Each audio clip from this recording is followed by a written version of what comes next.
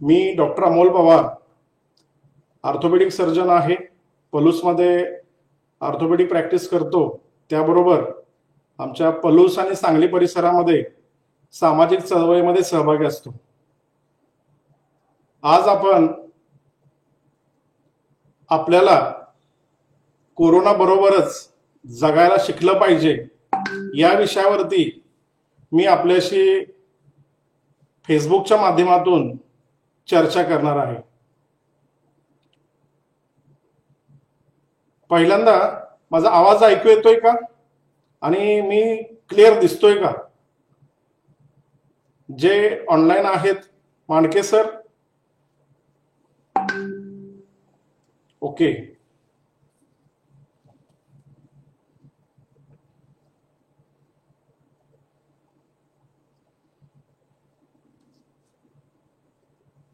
एकच मिनिट.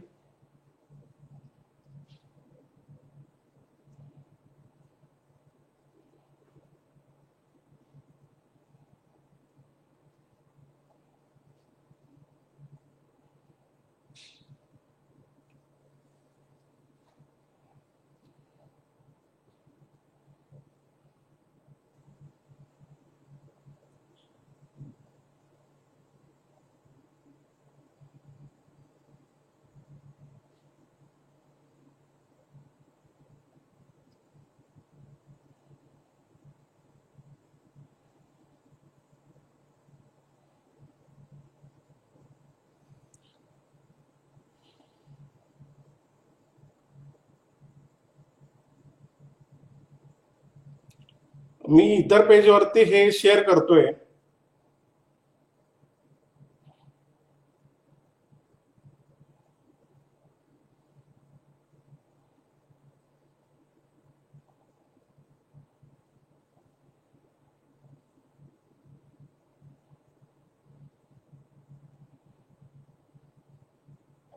ठीक आहे, आपण सुरुवात करूया.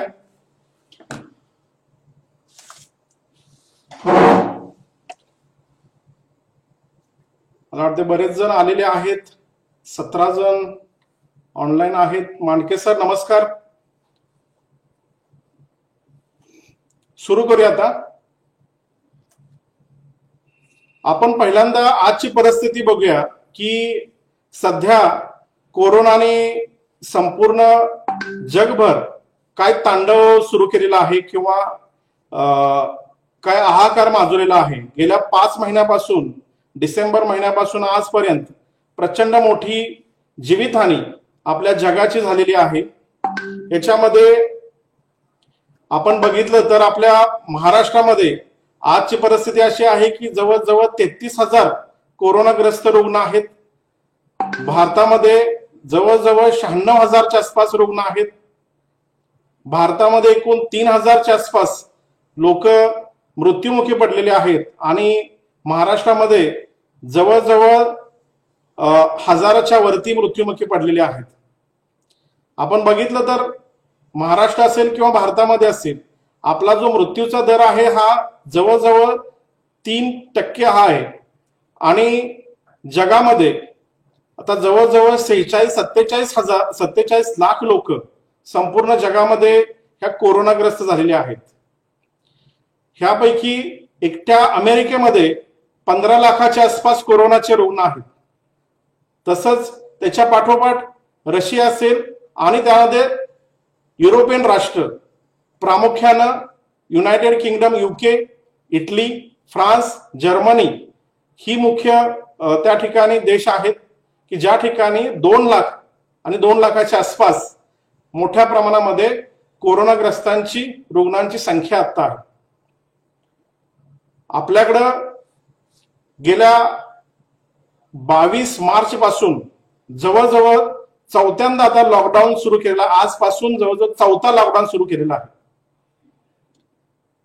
आपल्या सर्वांना माहित आहे की ही लॉकडाऊन सुरू करण्याची जी काय परिस्थिती होती, ज्या वेळेला संपूर्ण देशात इटली असेल, इराण असेल, त्यावेळेला संपूर्ण जगामध्ये हाहाकार उडालेला होता. आपल्याकडे फार कमी 500च्या आसपास केसेस होत्या. त्यावेळेला आपल्या पंतप्रधान नरेंद्र मोदी आणि त्याच्या अगोदर 22 मार्चलाच आपले मुख्यमंत्री उद्धव ठाकरे यांनी महाराष्ट्रामध्ये लॉकडाऊन सुरू केलेला होता. पहिला लॉकडाऊन हा 3 आठवड्याचा होता, दुसरा लॉकडाऊन 2 आठवड्याचा, तिसरा लॉकडाऊन पुन्हा 2 आठवड्याचा आणि आत्ताचा पुन्हा 2 आठवडे. असे जवळजवळ 10 आठवडे हा लॉकडाऊन असणार आहे आणि त्याच्यापैकी 8 आठवडे होऊन गेलेले आहेत. आता लॉकडाऊन का करण्यात आला आणि लॉकडाऊनचे फायदे काय झाले?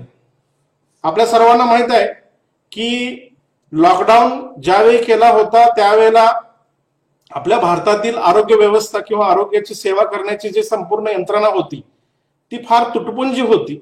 म्हणजे कोरोनाच्या लढाईमध्ये ज्या गोष्टी गरजेच्या होत्या त्या गोष्टी आपल्याकडे उपलब्ध नसल्यामुळं आपण हा लॉकडाऊन करून हा आजार एक्सटेंड करून घेतलेला होता.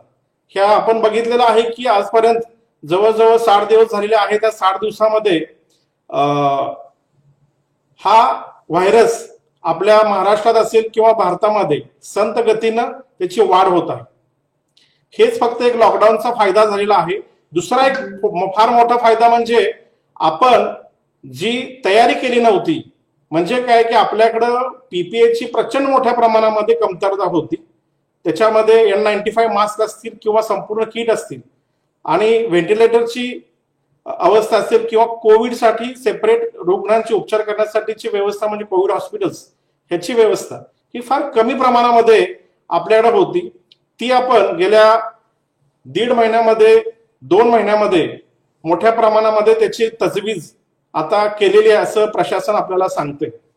परंतु आपण संपूर्ण जगात बघितलेलं आहे की जी राष्ट्र म्हणजे आरोग्य सेवेमध्ये नंबर 2 नंबर 10च्या मध्ये असणारी अमेरिका, इटली सारखी किंवा युरोपियन राष्ट्र जे प्रगत राष्ट्र आहेत त्या राष्ट्रांच्या मध्ये सुद्धा ह्या कोरोनाने म्हणजे त्यांची आरोग्य व्यवस्था किती हतबल झालेली होती आपण पाहिलेलं आहे.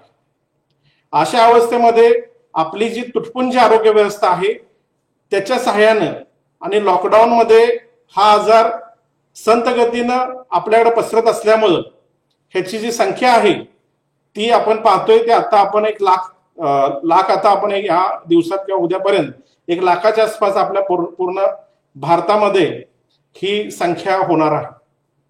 पण महत्वाचा प्रश्न असा आहे की लॉकडाऊन हा काय पर्याय आहे का? आपण किती दिवस लॉकडाऊन मध्ये राहणार आणि या लॉकडाऊन मुळे आपल्याला काय फायदे जसे मिळाले जसं मी आता वर्णन केलं त्याप्रमाणे, पण त्याच्यापेक्षा मागील काही दिवसांमध्ये 1 महिन्यामध्ये आपण पाहतोय की भयंकर मोठी भूकमारी किंवा लाखोच्या संख्येनं जी प्रवासी मजदूर किंवा मजूर म्हणतो आपण परप्रांतीय मजूर हे मोठ्या प्रमाणामध्ये महाराष्ट्रातून बाहेर असतील किंवा विविध राज्यातून बिहार, उत्तर प्रदेश, बंगाल, राजस्थान यासारख्या त्यांच्या राज्याकडे मोठ्या प्रमाणामध्ये ते जात आहेत. तर आपण ह्या ज्या गोष्टी आहेत आणि त्यामध्ये आपण पाहिलं की औरंगाबादची घटना असेल किंवा रोज एखादी घटना त्यामध्ये घडत आहे. त्यांचे ऍक्सिडेंट होताना मोठ्या प्रमाणामध्ये जीवितहानी होताना दिसत आहे. लोक तडफडून अक्षरशः मरत आहेत. तर ही परिस्थिती हे सुद्धा हे लॉकडाऊनचं एक दुष्परिणाम आहे असं मी मानतो. आता आपण आजचा जो विषय आहे त्या विषयाकडे येऊया की कारण लॉकडाऊन हा काय आपल्याला पर्याय कायमस्वरूपी असू शकणार नाही. कारण 4 दिवसापूर्वी WHO म्हणजे वर्ल्ड हेल्थ ऑर्गनायझेशन म्हणजे जागतिक आरोग्य संघटना, या जागतिक आरोग्य संघटनेचे प्रवक्ते मायकल रायन यांनी आपल्याला सांगितलेलं आहे 4 दिवसापूर्वी हा जो कोरोना किंवा कोविड-19 आहे हा काय ठराविक दिवस राहील आणि तो संपून जाईल असं काहीही होणार नाहीये. तर ह्याच्यासाठी आपल्याला हा आजार हा बरेच दिवस म्हणजे इतर आजारांसारखा किंवा इतर व्हायरसेस सारखा तो बरेच दिवस आपल्या बरोबर राहणार आहे.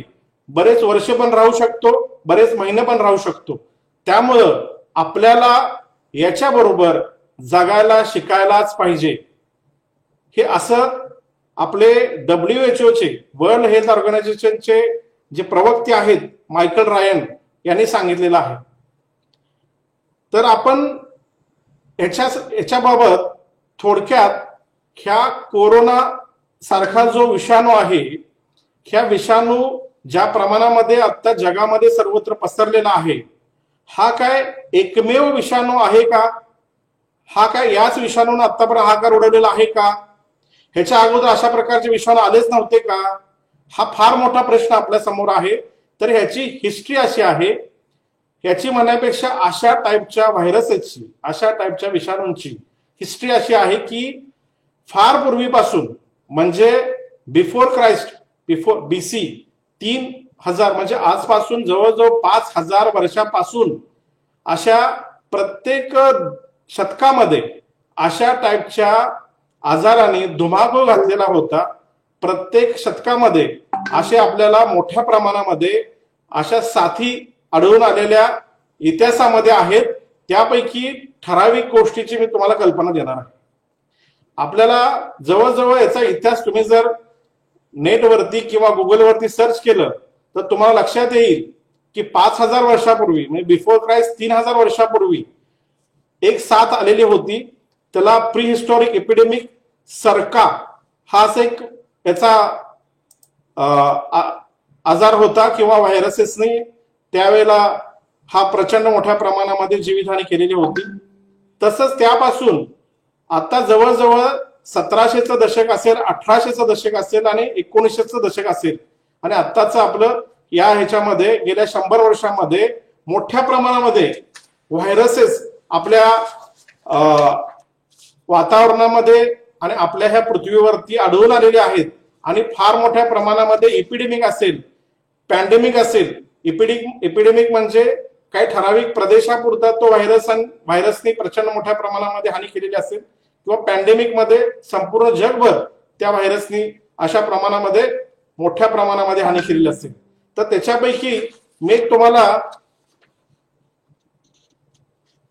दिसतोय का बघा, plague, smallpox, influenza, Spanish flu, enteric fever, rotavirus, polio, हेपॅटायटिसचे सगळे व्हायरसेस, HIV व्हायरस, H1N1 म्हणजे swine flu virus, Ebola virus, MERS किंवा सार्स कोविड, आणि आताचा हा कोरोना कोविड-19. आता याच्यापैकी मागच्या शतकामध्ये 1918-1919 च्या वेळेमध्ये युरोपियन आणि अमेरिकन देशांच्या मध्ये स्पॅनिश फ्लू, जो इन्फ्लुएन्झा सारखा फ्लू होता, फ्लूच्या आजाराने, म्हणजे त्यावेळेस सुद्धा एक ह्या व्हायरस आजाराने प्रचंड मोठ्या प्रमाणामध्ये जीवितहानी केलेली होती. त्यावेळेला जवळजवळ 500 मिलियन लोक अफेक्ट झालेले होती. त्यापैकी 50 मिलियन्स म्हणजे जवळजवळ 5 करोड लोक त्यावेळेला मृत्युमुखी पडलेले होते. त्यामुळं हा जवळजवळ हे जे पॅन्डेमिक होतं त्यावेळेचं 1918 ते 1919 हे आतापर्यंत सर्वात मोठं, म्हणजे आत्ताच्या पेक्षाही त्यावेळेला ही परिस्थिती प्रचंड मोठी हे होती. तर त्यामुळं 1918-19चा जो पॅन्डेमिक होता तो आतापर्यंतचा मोठा पॅन्डेमिक असं म्हटलं जातं. त्याच्या अगोदर आपल्याला माहित आहे की 1897, 1896 किंवा 1890च्या वेळेला आपल्या मुंबई असेल, पुण्यामध्ये असेल, प्लेगची साथ मोठ्या प्रमाणामध्ये होती. त्यावेळेला मोठ्या प्रमाणामध्ये आपल्या भारतात सुद्धा लाखो लोक याच्यामध्ये मृत्युमुखी पडलेले होते.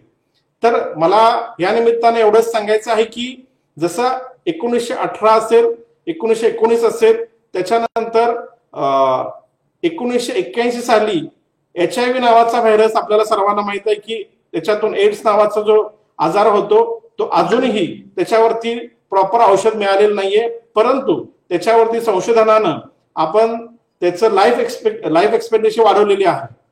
तर तसंच 2002 साली सार्स असेल, तर 2008-9 साली स्वाईन फ्लू असेल, याही आजारांनी फार मोठ्या प्रमाणामध्ये आपल्याकडं जीवितहानी केलेली होती.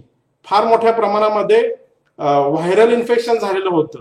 स्वाईन फ्लूच्या बाबतीत जवळजवळ त्यावेळेला रेकॉर्डेड जवळजवळ 2.5 लाखाच्या आसपास, म्हणजे हॉस्पिटलमध्ये डेथ झालेल्या लोकांची संख्या जवळजवळ 2.5 लाख होती.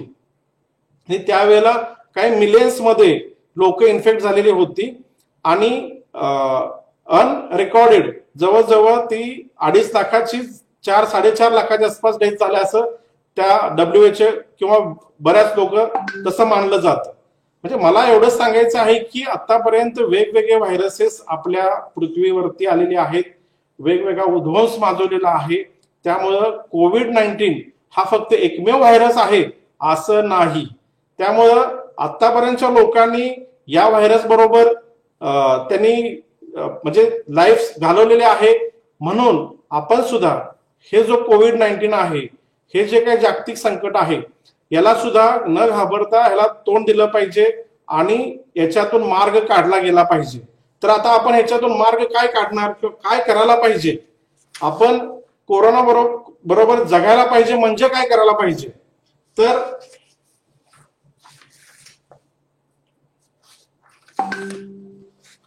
आपण लॉकडाऊनचा एक फायदा तोटा बघितला.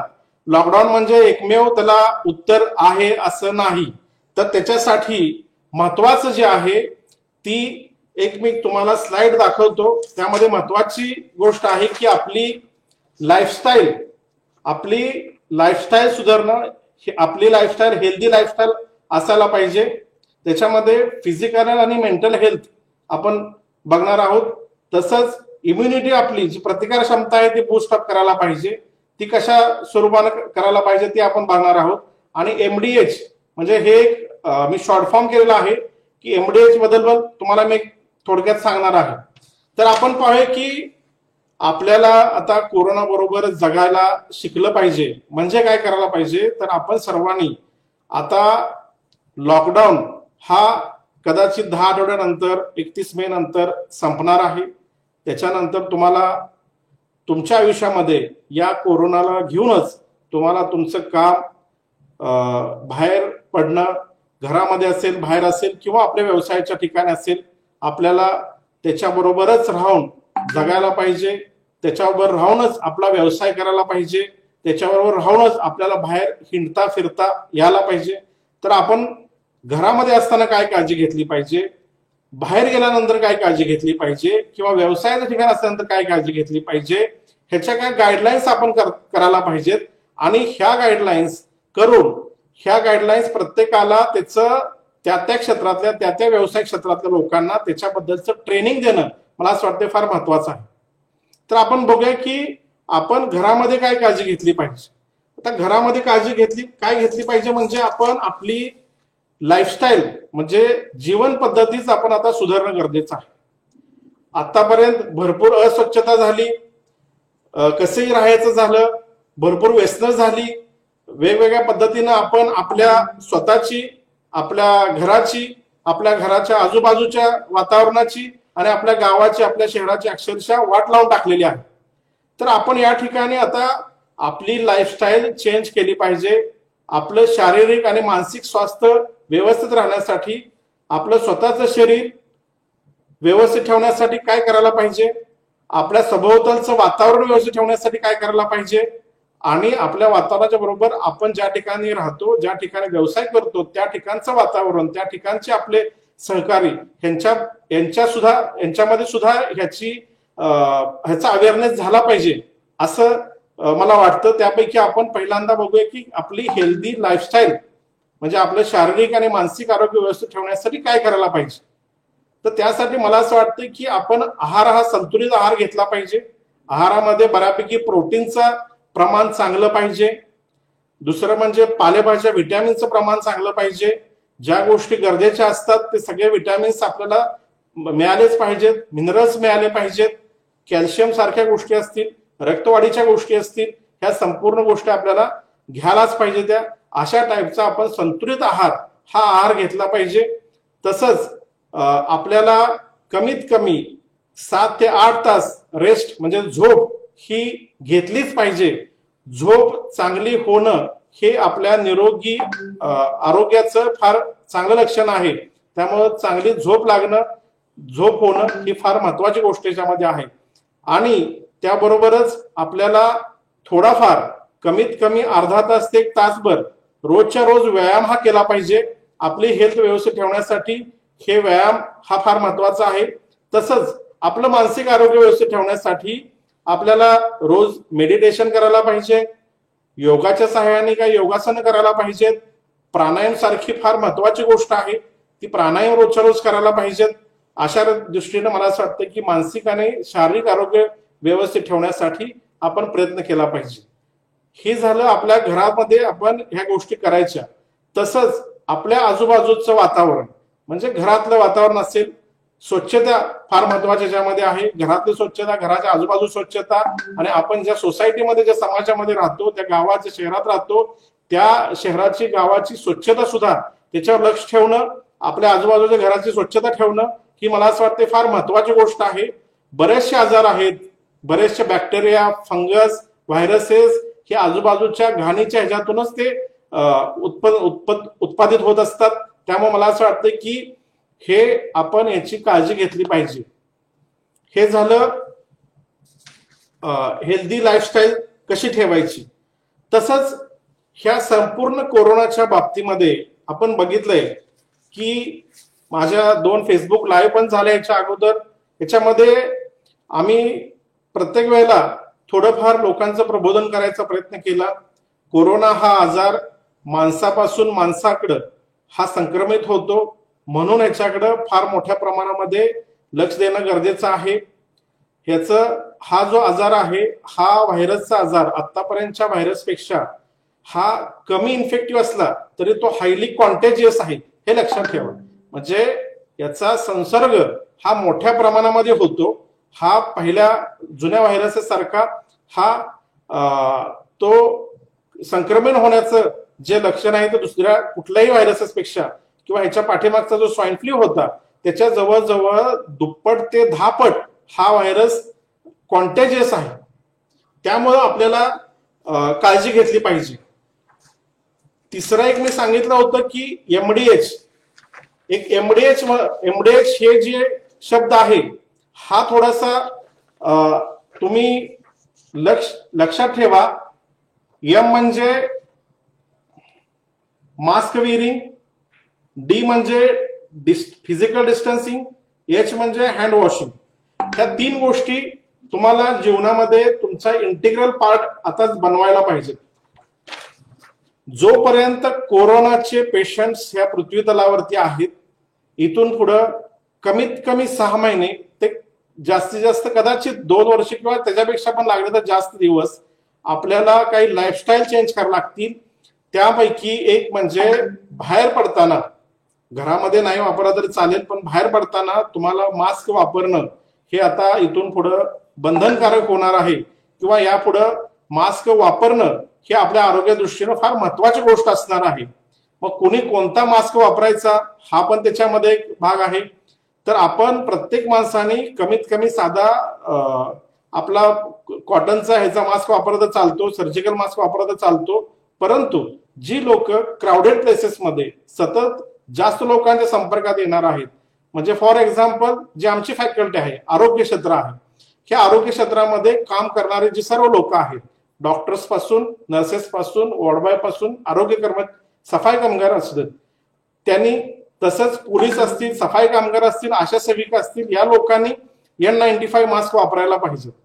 तर मला असं वाटतं की मास्क वापरणं आता इथून पुढं आपल्या एक जीवनाचा भाग आपल्याला करायलाच लागणार आहे. दुसरा भाग आहे फिजिकल डिस्टन्सिंग. मी मुद्दाम सोशल डिस्टन्सिंग म्हणत नाहीये. आपण भरपूर आपले आधीची शतकामध्ये बघितलेलं आहे की ह्या सामाजिक अस्पृश्यतेमुळे मोठ्या प्रमाणामध्ये लोकांच्या मध्ये म्हणजे विभागणी झालेली आहे, फार मोठा त्याच्यामध्ये त्रास झालेला लोकांना.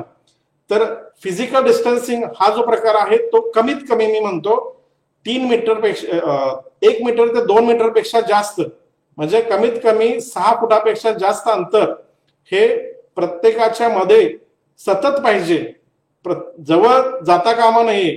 कायमस्वरूपी तुम्ही जेव्हा बाहेर पडशील घराच्या त्यावेळेला तुमच्या बरोबर हे अंतर कायम तुमच्या, म्हणजे ह्या अंतरामध्ये लोकांना जवळ येऊन देऊ नका किंवा आपण जवळ जाऊ नका. ते सोशल डिस्टन्सिंग किंवा हे फिजिकल डिस्टन्सिंग आपण पाळलं गेलं पाहिजे. हा पण आपल्या जीवनाचा एक आता महत्वाचा भाग होणार आहे. दुसरं फ्रिक्वेंट हँड वॉशिंग. आपण सतत हात धुणं गरजेचं आहे. जेव्हा जेव्हा तुम्हाला लक्षात येईल किंवा ज्या ज्या वेळेला तुम्ही कुठल्या सरफेसला टच केला असेल, आणि जेवणाच्या अगोदर तुम्हाला हात धुलाच पाहिजे, परंतु तुम्ही घरी आल्यानंतर हात धुतले पाहिजेत.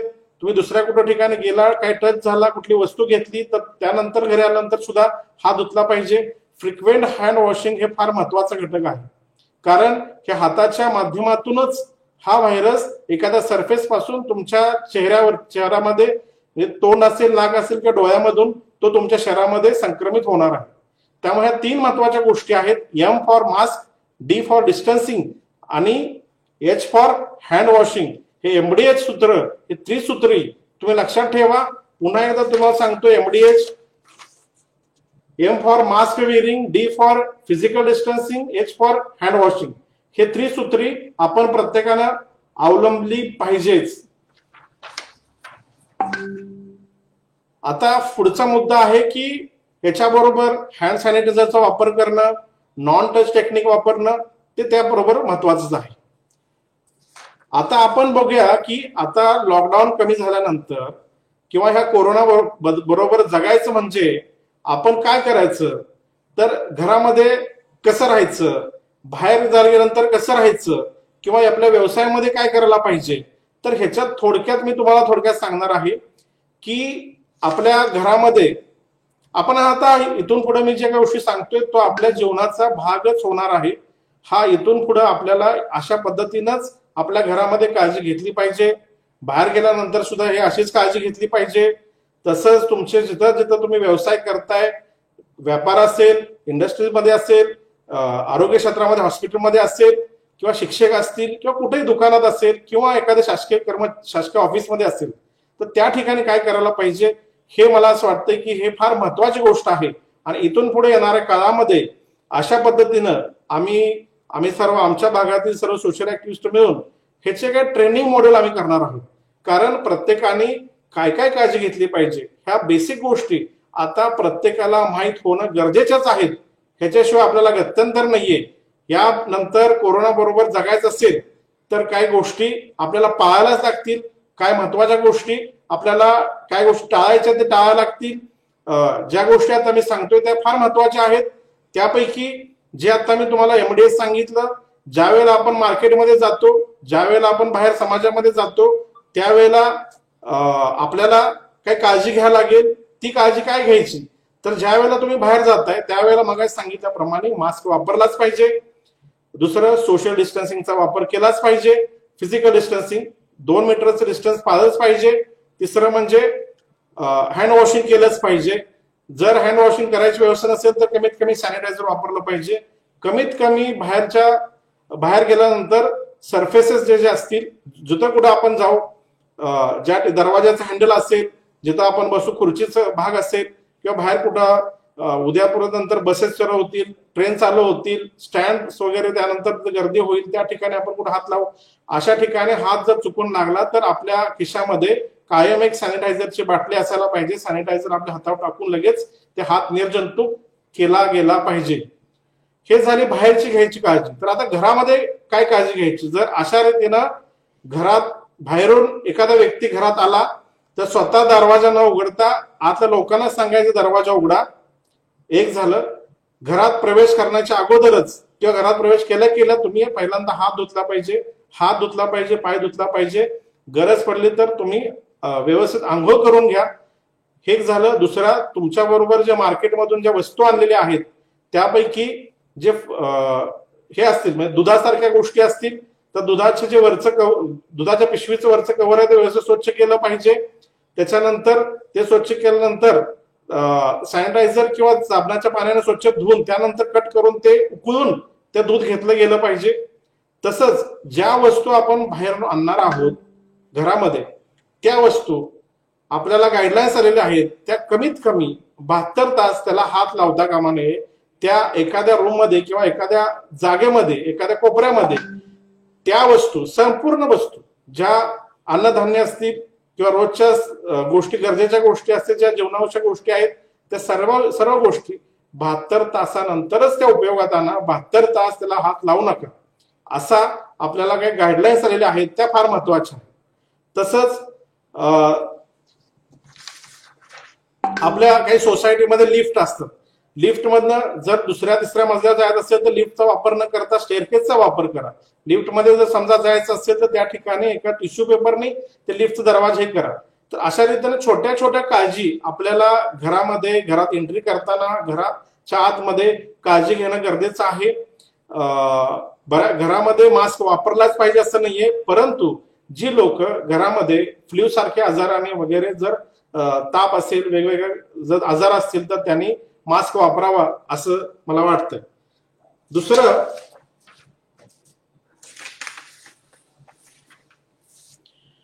व्यवसायाच्या ठिकाणी फॉर एक्झाम्पल माझं हॉस्पिटल आहे आणि माझ्या हॉस्पिटलमध्ये मी आता जवळजवळ गेले 1.5 महिने आम्ही रोजच्या रोज पेशंट्स पाहतो. म्हणजे मला एवढं तुम्हाला सांगायचं आहे की आरोग्य क्षेत्रामध्ये बरेचसे काम करणारे बरेचसे डॉक्टर्स असतील, नर्सेस असतील, खाजगी किंवा सरकारी हॉस्पिटल्समध्ये काम करणारे जे 1.5 महिन्यापासून सातत्याने काम करतात.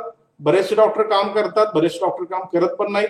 पण मला असं म्हणायचं आहे की जे डॉक्टर्स काम करतात, जे पोलीस काम करतात, जे आरोग्य कर्मचारी, सफाई कामगार, आशा सेविका काम करतात, ह्या गेल्या लॉकडाऊन असून सुद्धा या लॉकडाऊन मध्ये संपूर्ण काळजी घेऊन ह्या कोरोनाच्या लढाईमध्ये काम करतातच ना. त्यामुळं ही लोक काम करत होती किंवा करत आहेत, तर आपण आपला व्यवसाय किंवा आपल्या ठिकाणी आपण का जाऊ शकत नाही किंवा आपण बाहेर का जाऊ शकत नाहीये. तर लॉकडाऊन संपल्यानंतर आपल्याला ज्या पद्धतीनं या लोकांनी काळजी घेतली, आरोग्य क्षेत्रातील लोकांनी काळजी घेतली, त्याच पद्धतीनं आपण आपापल्या क्षेत्रामध्ये काळजी घेण्याचे काही नियम तयार करून त्या पद्धतीनं आपल्या बरोबर असणारे सगळे कर्मचारी किंवा आपल्याबरोबर असणारे सर्व सहकारी यांना ट्रेनिंग देऊन आपण आपल्या ठिकाणची जी व्यवस्था असेल ती शक्यतो कोरोनापासून म्हणजे कोरोनाला लांब ठेवण्यासाठी ज्या गोष्टी करायला लागतील त्या गोष्टी करून आपण त्या ठिकाणी उपाययोजना करता आली पाहिजे किंवा केली गेली पाहिजे. तर आम्ही त्या ठिकाणी आमच्या हॉस्पिटलमध्ये स्वतः सर्व पीपीई मधले महत्वाचे घटक म्हणजे हा N95 मास्क असेल किंवा ही कॅप असेल किंवा गॉगल असेल, तसंच हाताला ग्लोव्ज असतील, पायाला फूट कव्हर असतील, या गोष्टी आम्ही 1.5 महिन्यापासून आमच्या हॉस्पिटलमध्ये प्रामुख्यानं डॉक्टर्स, स्वतः मी किंवा आमच्या बरोबर सगळे डॉक्टर्स आहेत त्यांनी वापरतो. तसंच आमच्या बरोबर जे आमचे सहाय्यक जे आरोग्य कर्मचारी आहेत, वॉर्ड बॉय आहेत, एक्सरे टेक्निशियन्स आहेत, नर्स आहेत किंवा रिसेप्शनच्या लोक आहेत, ह्या सर्व लोकांना आम्ही N95 मास्क दिलेले आहेत. त्याबरोबर त्यांना रोजच्या रोज त्यांच्या बरोबर एक सॅनिटायझरची बाटली आहे, त्याच्यानंतर त्यांना ग्लोव्ज दिलेले आहेत. ह्या संपूर्ण गोष्टी ते वापरून प्रत्येक पेशंट हाताळताना बऱ्यापैकी फिजिकल डिस्टन्स 2 मीटरचं ठेवून ते काळजी घेऊन काम करतायत. आणि अजून सुद्धा आम्ही जवळजवळ 1.5-2 महिने झाला आम्ही काम करतोय. आमच्या ठिकाणी कुठलाही कोरोनाचा पेशंट अजून पण आढळला नाहीये. मला असं वाटतंय अशा रीतीने कितीतरी लोक काम करतायत, सगळ्यांनाच काय कोरोना होतोय असं काही नाहीये. आणि याच्याबरोबरच कोरोनाच्या ह्या लढाईमध्ये कोरोनाबद्दल बेसिक गोष्टी समजून घ्या. कोरोना हा 100 माणसापैकी जवळजवळ 90 ते 95% लोकांना हा बराच होणार आहे. 70 ते 80% लोक ही असिम्प्टमॅटिक किंवा थोड्या प्रमाणात माइल्ड सिम्प्टमॅटिक पेशंट्स असणार आहेत. 5 ते 10% लोकांना व्हेंटिलेटर किंवा आयसीयूची गरज लागणार आहे. त्यामुळे मला काय म्हणायचंय की प्रत्येकाने घाबरून न जाता ज्याची प्रतिकार क्षमता चांगली आहे किंवा जो व्यवस्थित धडधाकट आहे त्याला शक्यतो हा कोरोना हा आजार पुढे जाणार नाहीये किंवा हा आजार त्याच्या मृत्यूमध्ये परिवर्तित होणार नाहीये असं मला वाटतं. जी ठराविक जी कोमॉर्बिड लोक आहेत, जी वयस्कर लोक आहेत, ज्यांची इम्युनिटी कमी आहे, जी लोक डायबेटिक आहेत, हायपरटेन्सिव्ह आहेत, IHD आहे किंवा वेगवेगळे कॅन्सर सारखे आजार आहेत, वेगवेगळे औषधं चालू आहेत किंवा ऑर्गन फेल्युअर्स आहेत, अशा लोकांना जास्त काळजी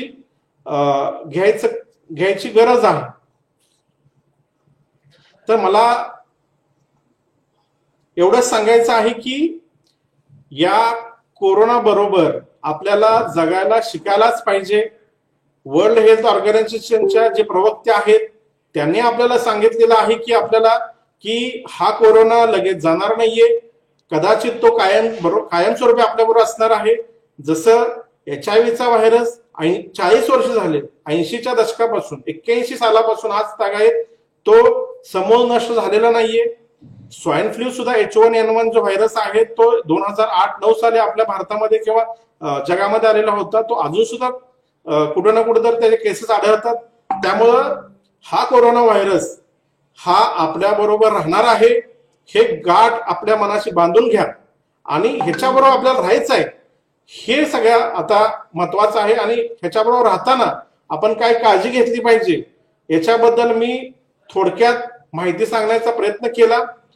हे बरोबर आपल्याला काय प्रश्न असतील तर कॉमेंटमध्ये तुम्ही सांगू शकता, त्याची मी प्रश्नाची उत्तरं देण्याचा मी प्रयत्न करेन. मी थोडं कॉमेंटमध्ये की कुणी कुणी प्रश्न विचारलेले आहेत.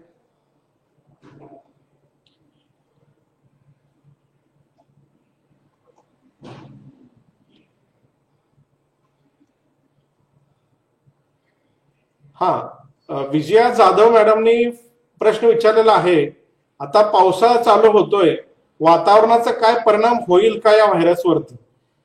चांगला प्रश्न तुम्ही विचारलेला आहे. आपल्याला सर्वांना माहित आहे की पावसाळ्यामध्ये इन्फेक्टिव्ह म्हणजे इन्फेक्शनला पोषक असं वातावरण असते. बरेच बॅक्टेरिया म्हणजे आपण जीवाणू म्हणतो तसेच काही व्हायरसेस या वातावरणामध्ये त्या टेम्परेचरला जवळजवळ जे आपल्याकडे त्यावेळेला 15 ते 25 डिग्रीच्या आसपास टेम्परेचर असतं, 25-30 डिग्रीच्या आसपास टेम्परेचर असतं. शक्यतो काय बरेचसे व्हायरसेस किंवा जीवाणू याच वातावरणामध्ये प्रोपोगेट होत असतात आणि या वातावरणामध्ये त्याचं संक्रमण कदाचित जास्त होण्याची शक्यता आहे. सर्वांनाच त्याची म्हणजे काळजी वाटते की ही जी वेव्ह आता चालू आहे ही वेव्ह सध्या तर आपलं त्याचा चढच चालू आहे, अजून तो पीक येऊन उतार होण्याची वेळ येणार आहे, तर कदाचित हा ट्रेंड असाच राहण्याची शक्यता आहे. काही लोकांच्या मते पीक येऊन तो जाईल किंवा काही लोकांच्या मध्ये हा असाच राहण्याची शक्यता वाटते किंवा दुसरी वेव्ह येण्याची शक्यता आहे. तर मला असं वाटतंय की येणाऱ्या पावसाळ्यामध्ये सुद्धा या कोरोनाचं संक्रमण वाढण्याची शक्यता नाकारता येत नाही. आमचे सर विनोद आल्हाट सर त्यांनी प्रश्न विचारलेला आहे, दिवसातून कमीत कमी किती वेळा सॅनिटायझर वापरावे? आता प्रत्येकाच्या वापरण्यावरती किंवा प्रत्येकाचं काम कसं आहे किंवा कशा स्वरूपात तो बाहेर जाऊन आपण बाहेर जातो किंवा आपल्या व्यवसायाच्या ठिकाणी, आता आम्ही म्हणजे आम्ही आमच्या हॉस्पिटलमध्ये प्रत्येक पेशंट झाला की आम्ही सॅनिटायझर वापरतो आमच्या हातावरती. तर तुम्ही तसं करायची काही गरज नाहीये. तुम्ही ज्या ज्या वेळेला तुम्हाला असं वाटतं की आपण कुठं टच केलेला आहे, कुठल्या तर सरफेसला टच केलेला आहे, कुठलाही रेलिंग असतील, कुठले वॉल्स असतील किंवा म्हणजे हँडल्स असतील, अशा कुठल्याही ठिकाणी जर टच केला असेल तर त्यावेळेला तुम्ही लगेच सॅनिटायझर वापरावा शक्यतो. कारण त्याच्या अगोदर जर तुम्ही हात चुकून जर तोंडापर्यंत नाकापर्यंत जर घेऊन गेला आणि त्यावरती जर काही जंतू असतील किंवा हे विषाणू असतील तर ते संक्रमण होण्याची शक्यता आहे. म्हणून लगेच सॅनिटायझर वापरावा. तो किती वेळा वापरा असं काही रूल नाहीये. तुम्ही जेवढ्या वेळा तुम्ही बाहेर असशीला, जेवढ्या वेळा तुमचा हाताचा संपर्क किंवा वेगवेगळ्या सरफेसेसची येईल त्या वेळेला तुम्ही सॅनिटायझर वापरायला पाहिजे. विनायक वाघमारेंचा प्रश्न, भाजीपाला कसा वापरावा? चांगला प्रश्न आहे. आता ज्या गाईडलाईन्स माझ्याकडे आलेल्या आहेत, आपण जो भाजीपाला बाहेरून घेऊन येतो तो भाजीपाला व्यवस्थित धुतला गेला पाहिजे. बऱ्याचदा सांगितलं गेले आपल्याला की तो गरम पाण्यामध्ये मीठ टाकून त्याच्यामध्ये तो भाजीपाला ठेवा. वेगवेगळ्या जर आपल्याला भाजीपाल्यामध्ये लगेच वापरण्यासारख्या भाजी असतील तर लगेच धुवून घ्या किंवा कमीत कमी असं सांगतात की एक 48 ते 72 तास तुम्ही तो तसाच ठेवा आणि त्याच्यानंतर तो उपयोगात आणा.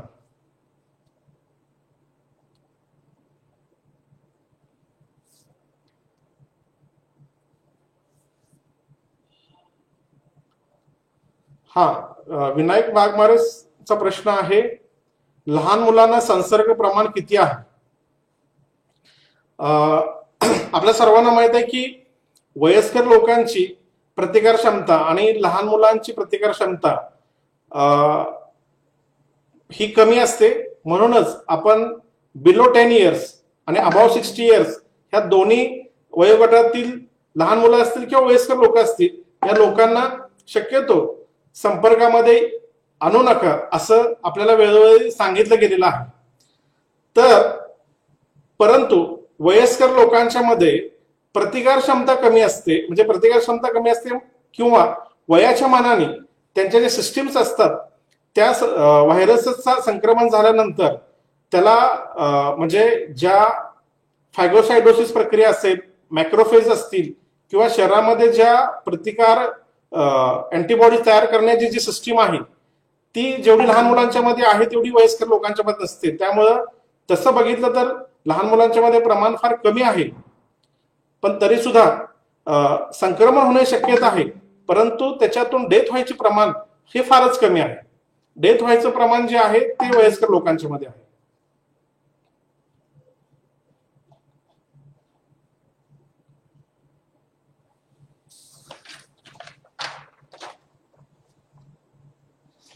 दुसरा अजून एक असं आहे की जसं मी मगाशी सांगितलं की त्रिसूत्री लक्षात ठेवा. एमडीएच एक सांगितलं, M for mask, D for distancing आणि एच फॉर हँड वॉशिंग. तसंच दुसरी 3 सूत्रे म्हणजे आपण 3 ठिकाणी म्हणजे घरामध्ये, बाहेर असताना आणि तुमच्या व्यवसायाच्या ठिकाणी, ह्या 3 ठिकाणी कसं राहायला पाहिजे, काय काळजी घ्यायला पाहिजे. त्यापैकी तिसरं राहिलं आपलं की व्यवसायिक ठिकाणी काय काळजी घ्यायची. त्या पद्धतीने मी एक हेल्थ केअरचं सांगितलं.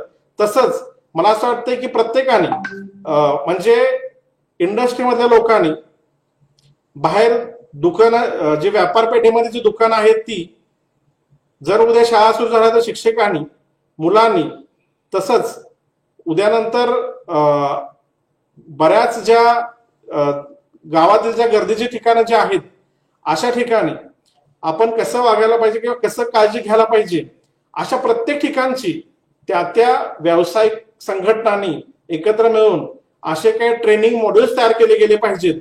सर्वसामान्य लोकांसाठी तर कॉमन गोष्टी आहेतच, परंतु आपापल्या व्यवसायाच्या ठिकाणी आपण कसं राहायला पाहिजे त्याचं ट्रेनिंग मॉड्यूल तयार करून मी म्हणतो की प्रत्येक कामगार असेल, त्या इंडस्ट्रीमध्ये काम करणारा प्रत्येक कामगार किंवा सगळ्या जे मॅनेजर पासून कामगारापर्यंत सगळ्या लोकांनी हे प्रत्येक गोष्ट त्याला माहीत झालीच पाहिजे. कारण एकही माणूस जर संक्रमित झाला तर संपूर्ण ती इंडस्ट्री किंवा ती तेवढ्या जी हेल्थ सेक्टर असेल त्या हेल्थ सेक्टर मधली तेवढं हॉस्पिटल असेल किंवा त्या भागात सगळ्यांनाही संक्रमण होण्याची शक्यता असते. त्यामुळं एका माणसाने काळजी घेतली म्हणजे थांबणार नाहीये. तर आपल्या बरोबर जेवढे लोक काम करत असतात त्या सगळ्या लोकांची आपण काळजी घेणं आणि सगळ्या काळजी घ्यायला लावणं हे मला असं वाटतं फार महत्वाचं आहे. त्यामुळं संकुचित प्रवृत्ती बाजूला ठेवून आपण आता सामाजिक प्रवृत्ती जरा जोपासली पाहिजे असं मला वाटतं. दुसरा एक अजून एक मला या निमित्तानं सांगावंसं वाटतं की मधल्या वेळेमध्ये मागच्या महिन्यामध्ये ज्या प्रमाणामध्ये म्हणजे मागच्या 15 दिवसापूर्वी ज्या प्रमाणामध्ये दारू विक्री वाढवली गेलेली होती किंवा दारू विक्री सुरू केलेली होती, अजून सुरूच आहे, फक्त ठराविक करोड रुपयाचा महसूल मिळावा म्हणून जी राज्य शासनाने हा जो निर्णय घेतला होता त्याचा मी जाहीर निषेध करतो. कारण जी लोक 1.5 महिना याच्यापासून लांब जात होती, दारू असेल, वेगवेगळी व्यसनं असतील, त्यामध्ये प्रामुख्यानं गुटखा, मावा, तंबाखू, बिडी, सिगारेट या सर्व गोष्टी फार मोठ्या प्रमाणामध्ये कमी झालेल्या होत्या. फार मोठ्या प्रमाणामध्ये म्हणजे मिळत नसल्यामुळे लोक याच्यापासून आपोआपच दूर जात होती, त्यांची मानसिकता बदलत होती. मला असं वाटत होतं की या निमित्तानं सरकारने व्यसनमुक्तीकडे जाण्याचा त्यांना एक संधी होती, तर ते त्यांनी संधी घालवलेली आहे. येणाऱ्या काळामध्ये ही जी संपूर्ण व्यसनं आहेत, दारू असेल, सिगारेट असेल, बिडी असेल, तंबाखू असेल, हे तुमच्या शरीरावरती नक्की परिणाम करणार आहे. तुम्हाला हे तुमची प्रतिकार क्षमता कमी करण्यासाठी फार हे महत्वाचे घटक जबाबदार आहेत. हे सगळे व्यसन जबाबदार आहेत. म्हणून तसंच ह्याबरोबर दारूमुळे होणारे आजार माहित आहेत आपल्याला, किंवा हे सगळे कॅन्सरजन्य आजार जे आहेत, हे तंबाखू, बिडी, सिगारेट ह्याच्यामुळे होणारे आजार आपल्याला माहित, लंगचे कॅन्सर होऊ शकतात, संपूर्ण हेल्थचे मोठे मोठे प्रॉब्लेम ह्याच्यामुळे होतात. तर ह्या हेल्थ सिस्टीम मध्ये प्रोग्रेस करण्यासाठी ही एक महत्वाची गोष्ट आणि महत्वाची संधी मला वाटते राज्य सरकारला होती, ती त्यांनी घालवलेली आहे. यासाठी मी त्यांचा निषेध करतो की त्यांनी दारू विक्री चालू केली त्याबद्दल. येणाऱ्या काळामध्ये आपल्याला ह्या छोट्या छोट्या गोष्टीकडे लक्ष द्यावं लागेल. हेल्दी राहायचं असेल, स्वतःचं, कुटुंबाचं, समाजाचं जर आरोग्य सुधारायचं असेल तर सर्वांनी एकत्रपणे प्रयत्न केला गेला पाहिजे असं मला वाटतं. दुसरे एक, आता सध्या लॉकडाऊन रिलीज करण्यामध्ये ज्या पद्धतीने थोडीफार टाळाटाळ होते, म्हणजे बऱ्यापैकी लॉकडाऊन शिथिलता आणलेली आहे. म्हणजे आपल्याला माहिती आहे की ग्रीन झोन, ऑरेंज झोन आणि रेड झोन मध्ये बऱ्यापैकी त्यांनी म्हणजे शिथिलता आणलेली आहे. बऱ्याच गोष्टी चालू करायला त्यांनी मुभा दिलेली आहे आणि कंटेनमेंट झोन सोडून ह्या गोष्टी सांगितलेल्या आहेत. तरी सुद्धा मला असं वाटतं येणाऱ्या काळामध्ये लॉकडाऊन 31 तारखेनंतर संपल्यानंतर कंटेनमेंट झोन सोडून राहिलेल्या सगळ्या ठिकाणी लॉकडाऊन शिथिल करायला हरकत नाहीये आणि लोकांनी ह्या संपूर्ण गोष्टी ह्या पाळल्याच पाहिजे त्या आणि येणाऱ्या काळामध्ये आपल्या जीवनामध्ये बदल करायलाच पाहिजे. ज्या पद्धतीने आपण बघतोय आता युरोपमध्ये हा कोरोनाचा पीक येऊन आता कमी झालेला आहे. स्पेन, इटली, त्यानंतर जर्मनी यासारख्या, इव्हन युके मध्ये ह्या केसेस कमी यायला लागलेल्या आहेत. हा कर्व कमी आल्यामुळे त्या ठिकाणी बऱ्यापैकी आता त्यांची लॉकडाऊन उठवण्याची आणि हळूहळू आपलं जीवन पूर्वपदावर आणण्यासाठी त्यांनी बऱ्यापैकी उपाययोजना केलेल्या दिसत आहेत. त्या ठिकाणी जीवन पूर्वपदावरती आणण्यासाठी सरकार फार मोठ्या प्रमाणामध्ये मदत करताना दिसत आहे. तसं आपल्या ठिकाणी जास्त गोष्टी होताना दिसत नाहीत. तर मला असं वाटतंय की आता लॉकडाऊन हा काही पर्याय नव्हे. लॉकडाऊन हा एकमेव हा पर्याय आपल्या लोकांना वाटत होता, कारण आरोग्य व्यवस्था आपली फार तुटपुंजी होती, पण अजून सुद्धा आहे तुटपुंजी.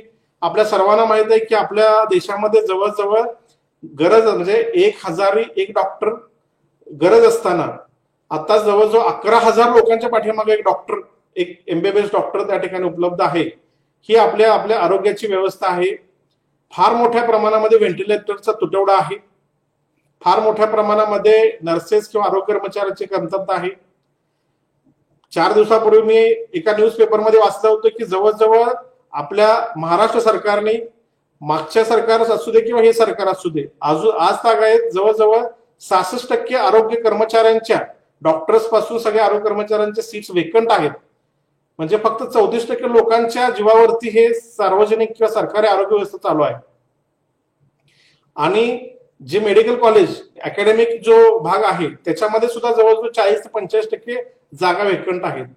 मला एवढंच सांगायचं आहे की राज्य सरकार असेल किंवा केंद्र सरकार असेल, या फेसबुक लाईव्हच्या माध्यमातून मला ही गोष्ट सांगायची वाटते की येणाऱ्या काळामध्ये आपण हेल्थ सिस्टीम, आरोग्य व्यवस्थेकडे जर व्यवस्थित लक्ष दिलं तरच म्हणजे आपली संपूर्ण मानवजाती किंवा आपल्या देशातील नागरिक व्यवस्थित राहतील, जीवितहानी टळेल किंवा येणारे असे व्हायरसचे आजार असतील, वेगवेगळे आजार असतील तर हे आजार कमी होतील, त्याच्यातून मृत्यूची संख्या कमी होईल. नाहीतर येणारा काळ हा भयंकर असणार आहे. दर 2-3 वर्षानंतर वेगवेगळा व्हायरस येतोय. 2008-9ला स्वाईन फ्लू आलेला होता, 2015-16ला इबोला, झिका असे वेगवेगळे व्हायरस येत आहेत. यावेळेला आता 2019 मध्ये कोविड आला आणि 2-3 वर्षानंतर नवीन व्हायरस येणार. त्यामुळे येणाऱ्या काळामध्ये आपली आरोग्य व्यवस्था स्ट्रॉंग करण्यासाठी जे काय करण्यासारखे गोष्टी आहेत त्या केल्याच पाहिजे. त्यासाठी लागणारं बजेट वाढवलं पाहिजे. आपण पाहतोय की आपल्या संपूर्ण भारताचं आरोग्यासाठीचं बजेट फक्त 1% आहे. का असं? 70 वर्षापासून आपण हे बघतोय, कुणीच का आरोग्य व्यवस्था सुधारलेली नाहीये. तर मला असं वाटतंय की या ठिकाणी बसलेले सत्ताधारी लोक यांना आजपर्यंत हे आरोग्य असेल ह्या गोष्टीची कधी स्वारस्य त्यामध्ये दिसलं नाही किंवा त्यामध्ये त्यांना इम्प्रुव्हमेंट करण्याची जबाबदारी वाटली नाही. आणि ह्या गोष्टीचा मला असं वाटतं कुठं तर आता विचार करण्याची वेळ आलेली आहे. आपण याच्यावरती आरोग्य व्यवस्था भक्कम करण्यासाठी बजेट वाढवलेलं पाहिजे. आपण पाहतोय दिल्लीमध्ये अरविंद केजरीवाल यांनी आरोग्यासाठी जवळजवळ 13% बजेट आहे आणि शिक्षणासाठी जवळजवळ 25% बजेट आहे. शिक्षण, आरोग्य यासारख्या गोष्टीकडे आपण जर लक्ष देणार नसू आणि फक्त अवैज्ञानिक गोष्टी करत बसणार असू, अंधश्रद्धेला खतपाणी घालणार असू तर यापुढं ही येणारी पिढी तर माफ करणार नाहीये, परंतु फार मोठ्या प्रमाणामध्ये आरोग्याची दुरावस्था होऊन समाजाची अक्षरशः वाट लागणार आहे.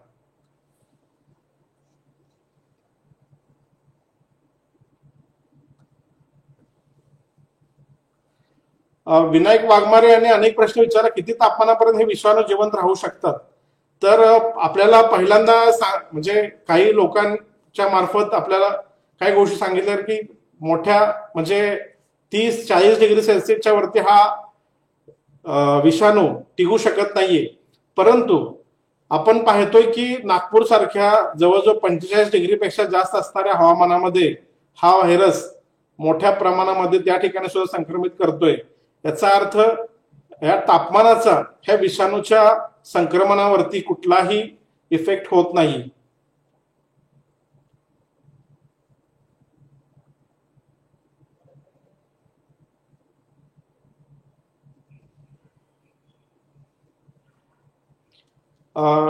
वंदना वासनिक यांनी प्रश्न विचारलाय, I go to the office daily, is what are the chances of getting corona virus getting attach to hair on the head.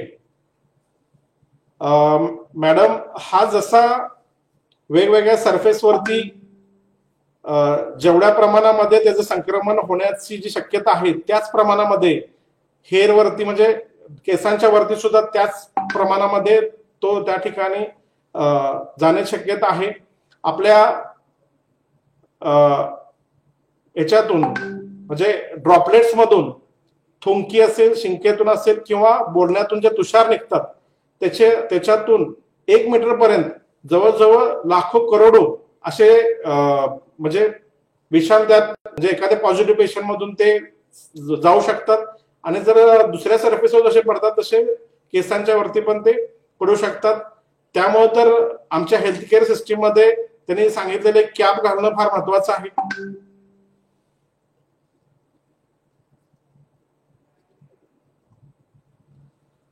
Jalinder घिगे सरांनी विचारलेला आहे प्रश्न, रोग प्रतिकार क्षमता वाढवण्याचे सोपे उपाय सांगितल्यास गरीब कष्टकरी समूहाला फायदा होईल. चांगला प्रश्न आहे सर. रोग प्रतिकार क्षमता ही शक्यतो फक्त काही ती श्रीमंताचीच गोष्ट आहे, गरिबांची आहे असं काही नाहीये. तर रोग प्रतिकार क्षमता ही नॅचरली नैसर्गिक रोग प्रतिकार क्षमता ही जी सर्वसामान्य वातावरणामध्ये जे कष्टकरी मजूर लोक आहेत, माझा अनुभव असा आहे, माझ्या जवळजवळ 20 वर्षाच्या प्रॅक्टिसमध्ये असा अनुभव आहे की जी लोक शेतात काम करतात, जी लोक ऊसतोडीची लोक आमच्याकडे काय काय लोक पेशंट्स म्हणून येतात, जी सर्वसामान्य जी लोक बाहेर काम करत असतात त्या लोकांची रोग प्रतिकार क्षमता जी लोक चांगल्या घरातील म्हणजे उच्चवर्गीय श्रीमंत लोक असतात त्यांच्यापेक्षा नैसर्गिकरित्या चांगली असते. पण तरी सुद्धा अशा परिस्थितीमध्ये ज्या परिस्थितीमध्ये आता लॉकडाऊन आहे, लोकांना खायला मिळत नाहीये, लोकांना प्रॉपर हे मिळत नाही, तरी सुद्धा मला असं वाटतं की त्यांची रोग प्रतिकार क्षमता वाढवण्यासाठी कमीत कमी त्यांना रोजच्या जेवणामध्ये डाळींचा त्या ठिकाणी हे असणं गरजेचं आहे. तसंच त्यांना जेवढं शक्य असतं तेवढं फळावर असतील ते घेणं गरजेचं आहे. ह्या गोष्टी त्यांनी करायला पाहिजेत. तर बराच वेळ झालेला आहे, 53 मिनिट झालेले आहेत आणि थोडा वेळ आपण कंटिन्यू करूया. काय प्रश्न असतील तर तुम्ही कमेंट बॉक्स मध्ये विचारू शकता. अजून एक प्रश्न आहे,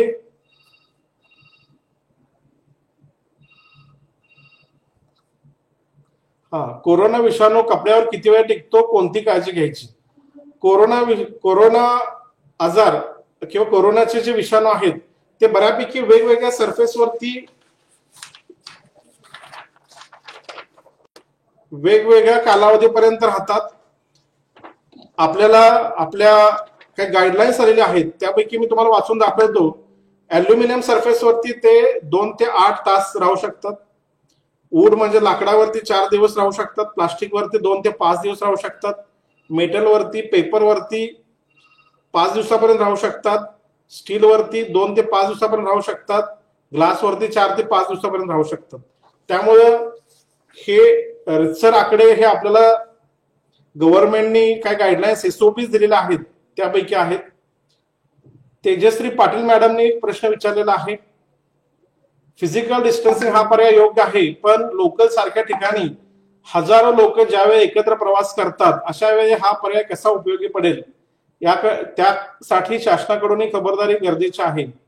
त्या आरोग्य किंवा इतर क्षेत्रातील सुधारणा कोणकोणत्या असाव्यात? बरोबर आहे. मी आता तुम्हाला मग आज सांगितलं त्याप्रमाणे फिजिकल डिस्टन्सिंग हा आता आपल्या जीवनाचा अविभाज्य भाग होणार आहे.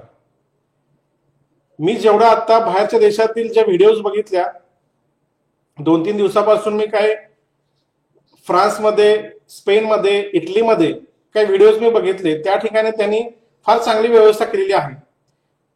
तर त्या ठिकाणी एक सीट सोडून एक सीटच्या वरती त्याने त्या ठिकाणी म्हणजे बसू नये अशी तिथं, एखादा व्यक्ती त्या ठिकाणी बसू नये अशी तिथं उपाययोजना केलेली आहे. त्या ठिकाणी काही मार्किंग्स केलेले आहेत. अशा रीतीने मला असं वाटतं करणं गरजेचं आहे. परंतु आपल्या मुंबई सारख्या ज्या ठिकाणी मोठ्या प्रमाणामध्ये लोकसंख्या आहे, रोज हजारो लाखो लोक लोकलने प्रवास करतात, अशा ठिकाणी ह्या गोष्टी करणं हे मला असं वाटतं की फार अवघड पडणार आहे. तरी सुद्धा मला असं वाटतं की आपल्या जीवनाचा आता ह्यामध्ये बदल केला गेला पाहिजे. लोकल्समध्ये त्याप्रमाणेच आपल्याला खबरदारी घ्यायला पाहिजे. शासनाने त्यावरती योग्य त्या उपाययोजना कराव्यात असं मी या निमित्तानं पण सूचना करतो.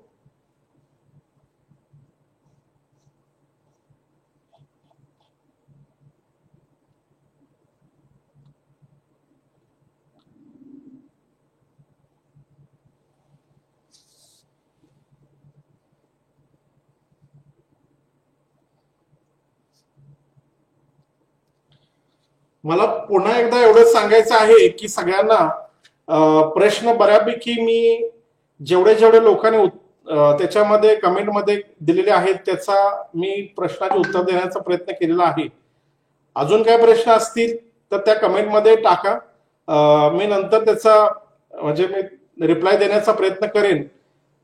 त्याच्या अगोदर मी एवढंच सांगतो की एक त्रिसूत्री किंवा 3 गोष्टी मी सांगितलेल्या आहेत, त्यापैकी ही गोष्ट सगळ्यात महत्वाची आहे. MDH हे लक्षात ठेवा.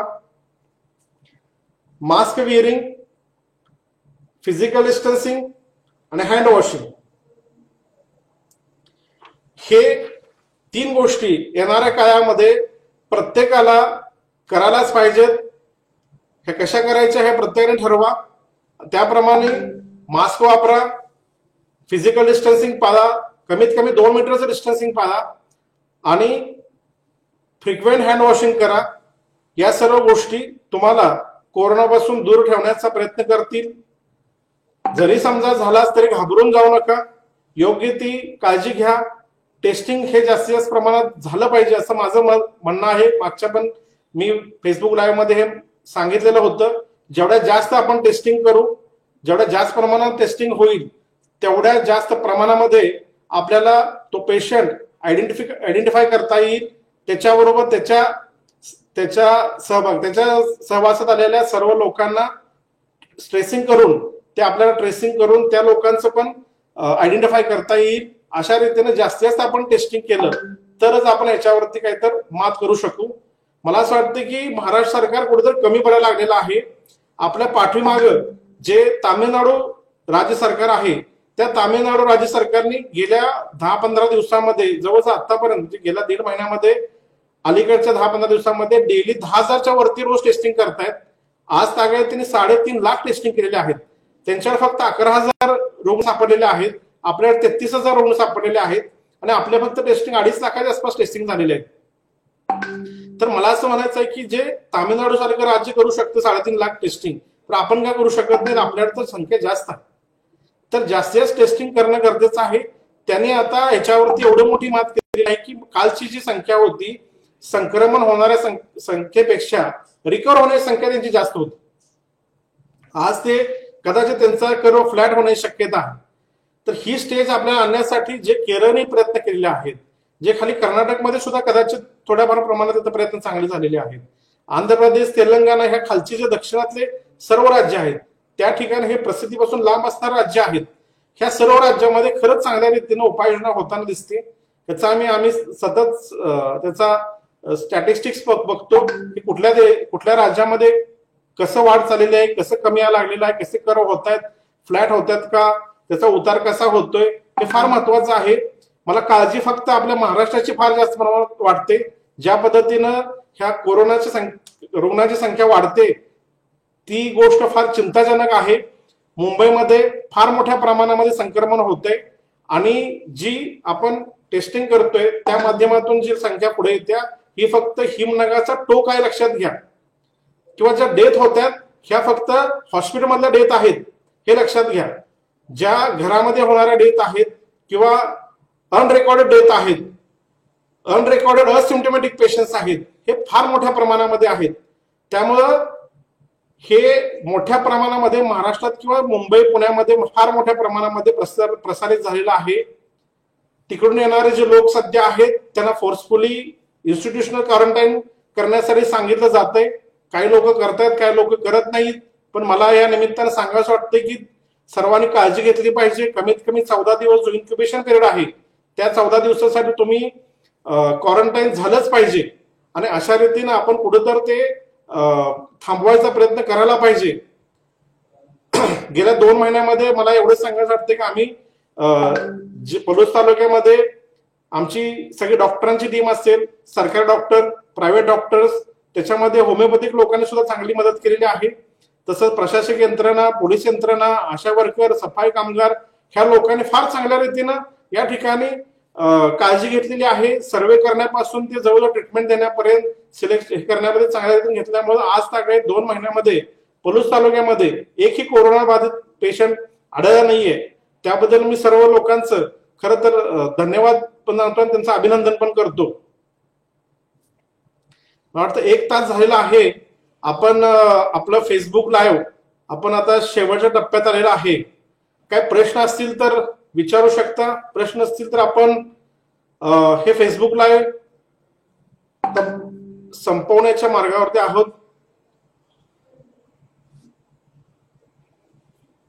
या फेसबुक लाईव्ह वरती विद्रोही सांस्कृतिक चळवळीचे आमचे सर्व मार्गदर्शक डॉक्टर बाबूराव गुरव सर असतील, कॉम्रेड धनाजी गुरव सर असतील, आमचे मार्गदर्शक चंद्रकांत मानके सर असतील आणि मला सहकार्य केलेले सर्व जी विद्रोहीची टीम आहे त्यांनी मला या प्लॅटफॉर्मवरती येऊन कोरोना बरोबर जगायला शिकलं पाहिजे या विषयावरती बोलण्याची संधी दिली. त्याबद्दल मी त्यांचं मनपूर्वक आभार मानतो आणि पुन्हा एकदा सर्व ज्यांनी या फेसबुक लाईव्ह मध्ये इंटरॅक्ट किंवा सहभागी झाले त्यांचा धन्यवाद मानून मी थांबतो. नमस्कार.